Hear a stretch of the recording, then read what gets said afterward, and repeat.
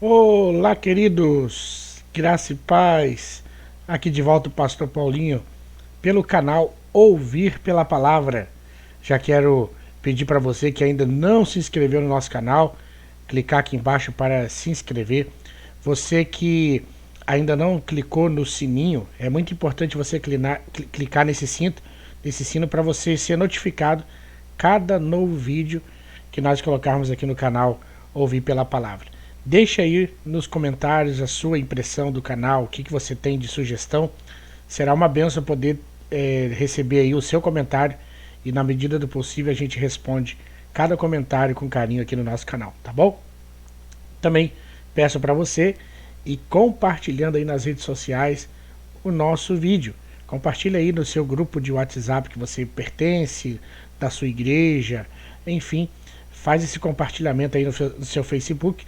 Você vai ajudar o nosso canal a continuar crescendo, tá bom?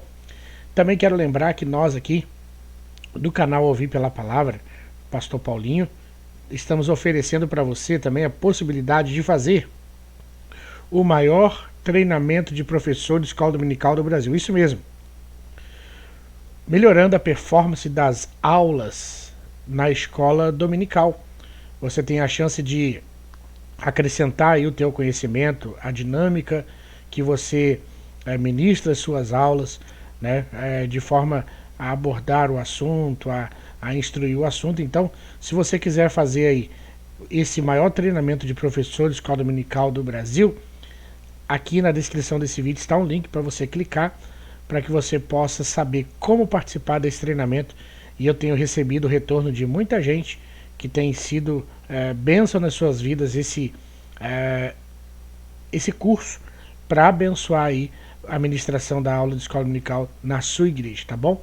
Também quero dizer que nós estamos com um grupo de WhatsApp de professores de escola dominical, isso mesmo, da Betel.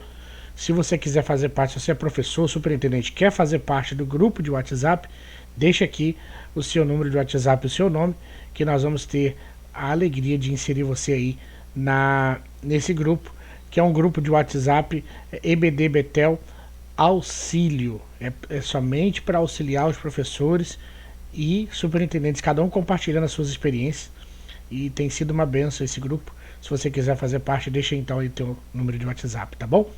Hoje nós vamos então comentar aí, fazer uma pré-aula da lição de número 6, que vai tratar sobre a necessidade de um planejamento financeiro. Meu Deus, qualquer instituição passa por isso. O planejamento financeiro, ele é essencial em todas as áreas da nossa vida. O cara solteiro precisa planejar financeiramente a sua vida, a menina solteira, uma casa, um mercadinho, uma lojinha, um camelô, não é?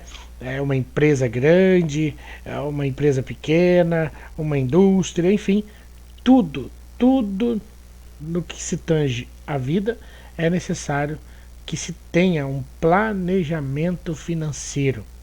E não é diferente isso no contexto da família, né? Porque é um dos princípios de Deus a questão do controle financeiro, a questão de sabermos como está a nossa finança, de que maneira nós estamos gerenciando as nossas finanças. Isso é muito importante e por isso que a lição aqui vai abordar. Olha só o texto áureo que o nosso comentarista coloca.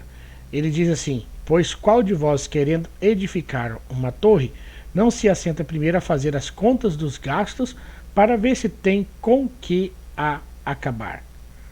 Então, Jesus, dando aí a sua instrução, ele já diz, né, claramente: olha, você precisa calcular os passos da sua vida. Você precisa calcular cada passo, cada decisão. Você precisa calcular cada detalhe da sua vida. Então não tem erro nenhum em ter um planejamento familiar. Pelo contrário, é acerto, né? É um acerto planejar financeiramente. É um acerto. Então, a lição ela fica bem clara nesse sentido, porque ela vai trazer que o planejamento financeiro é indispensável e até mesmo necessário para que nós venhamos a fazer a administração do nosso lar, da nossa casa e da nossa família. Uma família que senta para conversar acerca da finança. Os pais que têm filhos que trabalham, né? Sentam, olha só, a conta de luz. O filho A vai ficar por conta de pagar a conta de água. Quem que vai pagar?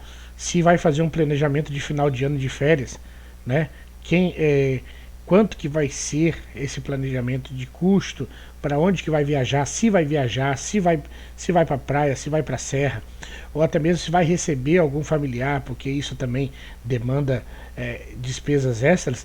Enfim, tudo deve ser conversado em família e deve ser tratado da melhor maneira possível, porque é imprescindível que a família entenda, né, e também aplique aí no seu contexto familiar o que nós chamamos de mordomia cristã, no que se tange ao uso do dinheiro e até mesmo dos bens comuns aí no seu lar, na sua família.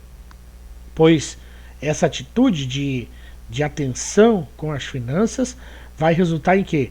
Em um bom proveito para que todos da casa, que todos da família tenham bem-estar, né? Para que o bem-estar possa ser aí vivenciado por todos da família. A nossa lição subdivide em objetivos, e o objetivo 1 da nossa lição é mostrar a importância do planejamento familiar. Então nós vamos aqui procurar agora, você professor, você aluno, vamos começar agora a mostrar aí quais são de fato os pontos que tornam importante o planejamento familiar. Porque a gente parte do pressuposto que planejamento familiar é um princípio bíblico. Então, é fundamental que o planejamento faça parte das ações de cada um daquele que está no contexto da família. É importante nós sabermos o que a Bíblia, né, fala e como ela trata deste tema que envolve aí diretamente a casa, a família de todos nós, né? Então, quais são os princípios bíblicos que nós podemos nortear? Bom, precisamos mostrar isso agora nessa parte. Primeiro, evitar a precipitação. O que é a precipitação? Vamos dizer assim, é a pressa irrefletida, né? É a imprudência, é trocar, como diz o outro, os pés pelas mãos. Então, a precipitação no contexto financeiro, o que é? É aquela tomada de decisão de comprar algo, de investir em certa coisa, que não foi aí de consenso familiar. Ou até mesmo que a família, falando aí no seu patamar financeiro, não tem condição alguma de sustentar aquilo que se planeja. Então, nós precisamos aí evitar a precipitação. Então, nós vemos aí Jesus, né, em Lucas 14, versos 28, depois verso 31, nós vamos aí ver o que? Jesus usou 2 vezes a expressão se assenta primeiro, falando nas parábolas sobre o discipulado. Então, esse princípio também pode ser aplicado quando o assunto é casamento e economia doméstica, considerando que faz parte da vida do discípulo de Cristo essa questão da organização, da conversa, do planejamento aí familiar. Isso é muito importante para que as finanças não degringolem. Olha só o primeiro ponto aqui do subsídio, evitando a precipitação. A Lia Temple, ela é uma terapeuta familiar, escreve sobre finanças no casamento. Diferentes estudos sobre vida conjugal apontam que as discordâncias financeiras estão dentre os fatores primeiros para o divórcio. Se você fizer uma rápida busca na internet ou pensar em casais que conhece que separaram, verá que o dinheiro quase sempre aparece como motivos de brigas conjugais, seja pela falta do dinheiro, seja pelo excesso de dinheiro ou simplesmente por um desacordo na questão da administração. Isso é muito sério. Tem sido motivos de muita separação a questão da falta do dinheiro, de ter muito dinheiro, ou essa discrepância dos casais no que se tange ao administrar, ao cuidar, a tecer esses cuidados em relação à finança. Agora, a gente vê que é necessário, aí o nosso comentarista coloca, termos cuidado com as dívidas, né? A Bíblia recomenda prudência para a gente não contrair dívida acima da capacidade financeira. Então, para tanto, o casal precisa o quê? Agir com planejamento, análise, sinceridade e transparência. Os jovens casais têm sido tremendamente influenciados e pressionados pela força do consumismo, né? E eu até mesmo aí pela questão do marketing, que tem sido aí profundo no sentido de fazer com que as pessoas gastem sem necessidade. Então, é necessário cuidado com as dívidas. A dívida, ela está, vamos dizer assim, ligada a algo que a gente, nesse momento, adquire, que a gente não tem recurso financeiro para fazer com que aquilo seja sanado. Então, se você puder fechar aí as contas, né? Vamos dizer assim, as contas abertas, contas de carnê, a questão do cheque mesmo, cheque predatado, se puder fechar aí um pouco a janela do seu cartão de crédito, né? Porque isso tudo acarreta para nós o que? Dívida. E a dívida, ela é existente, né? Ela é existente, e outra coisa, ela é afrontadora, né? Por quê?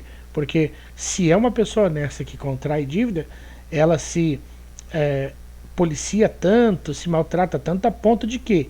A ponto de talvez ficar deprimido, talvez ficar desmotivado, porque ele em si mesmo não aceita, não concorda com essa atitude de si mesmo.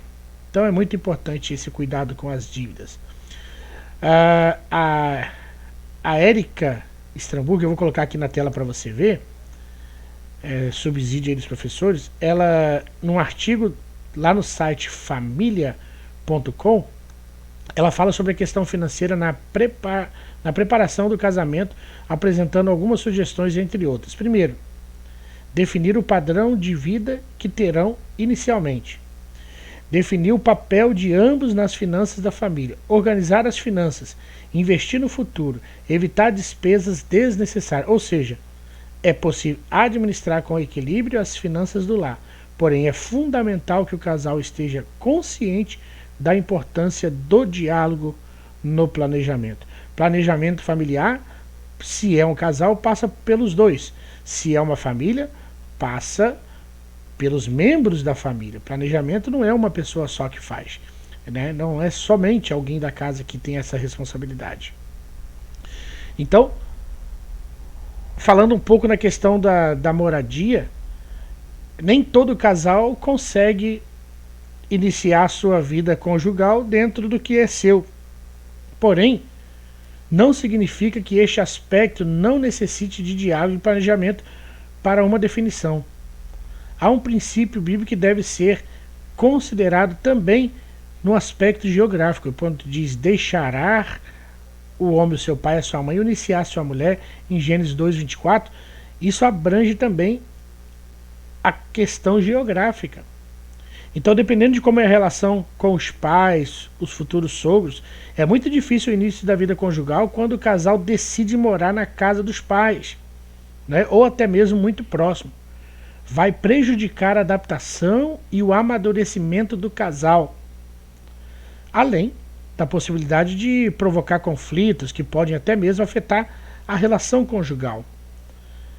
Às vezes, o mais prudente é adiar o casamento até que esteja com uma estrutura financeira mais adequada à realidade de vida do casal. Uma vez eu fui fazer o curso de noivo na igreja e o nosso instrutor disse assim: olha, não tem problema de depois você terminar o curso de noivo você achar que tem que terminar o seu noivado.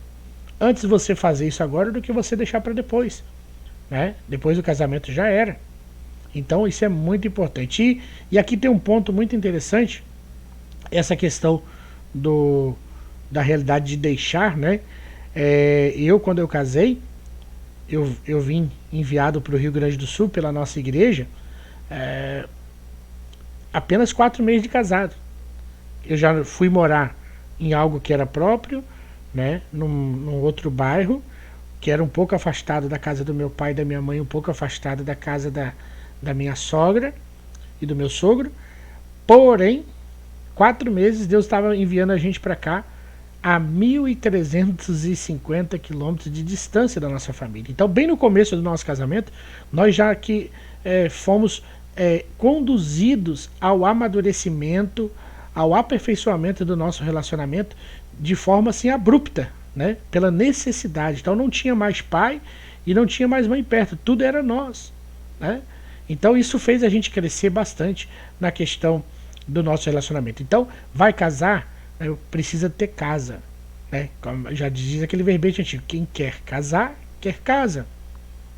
Então, isso deve estar dentro do planejamento financeiro do casal que está namorando, está noivo, já pensar, nós vamos morar de aluguel, nós vamos ter a nossa própria casa, e como vamos nos programar para isso, né? Então isso é muito importante, esse planejamento familiar. Vamos aí, objetivo 2 da lição. O objetivo 2 da lição pede para que nós apresentemos como manter as finanças sob o controle. Como a gente pode então fazer com que as nossas finanças não saiam do controle? Aí a gente vai ver agora. Primeiro ponto é administrar com sabedoria. Nós precisamos diferenciar necessidade de desejo, né? Nem tudo que nós queremos é o que precisamos. Então a gente precisa claramente definir. A gente quer fazer uma viagem, mas a gente precisa fazer essa viagem se a nossa demanda financeira não comporta. Eu quero ir no shopping. Querer ir no shopping a gente pode querer, mas eu preciso ir ao shopping se eu não tenho recurso financeiro para ir lá e gastar? Então são perguntas fundamentais para que a gente torne claro e distinga entre necessidade e vontade, que são duas coisas distintas que às vezes a gente confunde. Então vamos lá. Nós precisamos, para que a nossa finança esteja em dia, fazer o que? Arrecadar mais do que gasta. Não tem financeiro que se sustente se você ganha 1.000 e gasta 1.000. Não tem. Por quê? Porque você vem gastando o que você recebe. Mês que vem, amanhã, surge algum imprevisto que você precisa lançar mão dos recursos, das finanças, que você, como você já comprometeu toda a tua renda, você vai estar criando dívidas. Então, é sempre necessário arrecadar mais do que se gasta. Coloca um papel, e aí isso é uma sugestão que eu dou, pega um papel, uma caneta, discrimine todos os seus compromissos mensais, a água, luz, telefone, gasolina, dízimo, oferta de missões, dinheiro para as revistas do esposo, da esposa, dos filhos. Coloca tudo isso num papel e equipara com o que você está recebendo. Se tem ficado elas por elas, já está correndo risco e muito grave de não dar certo as suas finanças. Pastor, quando eu fiz a lista eu estou percebendo que o que eu gasto é muito mais do que eu recebo. Então você já está endividado e a sua realidade precisa ser mudada o quanto antes. Então precisa arrecadar. Arruma alguma receita. Tenta fazer algo para você pagar, quitar as suas dívidas e manter todas as suas despesas em nível mais baixo do que a sua renda. Aqui no subsídio desse ponto, na escola, na revista aí da escola é bom, né, da Madureira, tem uma recomendação assim que todas as despesas da família devem estar restritas às suas rendas. Assim, cada despesa com aluguel, alimento, roupas, livros e outros gastos deve ser colocado dentro de um percentual correspondente ao salário, não devendo exceder os limites desse. É preciso atentar para o texto bíblico de 1 Timóteo 6, versos 6 e 8. Então, gente, não ultrapasse nas despesas a sua renda. Ah, pastor, e o que eu faço então se eu percebi que eu estou gastando mais do que recebo? Está na hora de você parar agora. Para agora. Coloque a lista, faz essa lista que eu te falei e ataque as coisas supérfluas e risque do seu orçamento. Eu gasto tantos por mês de X, comer X na rua. Então, para. Ah, eu gasto tanto com internet. É tão necessária essa internet assim? Então vai lá, diminua o plano, paga Netflix, paga internet, paga isso, paga aquilo. Então precisa olhar e eliminar o supérfluo. Começa pelo supérfluo e depois, dentro das maiores dívidas que você tem, começa a quitar as maiores. Ataque uma por uma, vai dirimindo e você vai perceber que você vai começar a ter o controle das suas rendas. E se você puder aumentar a tua receita fazendo alguma outra tarefa, algum outro trabalho, isso é importante para que essa realidade aconteça. Controle seus impulsos, né? Aí onde que está o maior erro? São os impulsos para se gastar, né? A gente precisa controlar, nós temos que controlar a cobiça, né? Isso fez Acã pagar caro, né? Ele e a sua família, por conta de querer o que não lhe era por competência seu. E para que as suas finanças estejam em dias, é necessário você pensar num fundo de reserva. Você sempre tem que ter um dinheiro ali no banco, nem que seja um troquinho, para numa eventual necessidade você usar.